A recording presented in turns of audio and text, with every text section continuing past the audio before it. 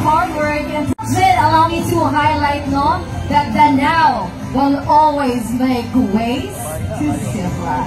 Because Danao is always ready. More than ready, Yes, truly, Roxy. And before, I'm sure all of us here are waiting for this very much highlight of the evening. But before anything else, may we request the people over there to please vacate the space na doon sa ato ang Christmas tree. Yes, please. Okay, so para mas makita nato ang kanindot o kahayag later on. Again, we request everyone, please, to please vacate the space over there under the Christmas tree. Alright. Thank you so much. And Rochi, I would like to highlight a few words coming from our very inspiring Vice Mayor of Danao. As a youth leader ourselves, we know how they much empowered us all. Grabe to dato ang mga Danaoanan leaders, and we are a testament of that, right? The words of Honorable Ramonito made me realize na dili lang isa lang ka sector ang focus sa LGU Danao, no?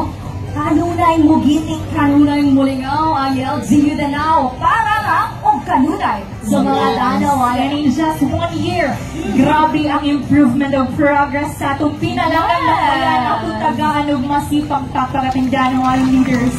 Thank you so much. Because of you, nabuhat ni nato. And not just because of them, because all of us here, kita tanan ang rason na nung mas idlakon ang dakbayan sa We can truly say that we are proud Danaoanan. Right, Elgin? Now, Elgin, are you ready? Like what? Excited naman tayo, Korochi. Are you ready? Yes, I am very much excited. Are you all ready? Are you all ready?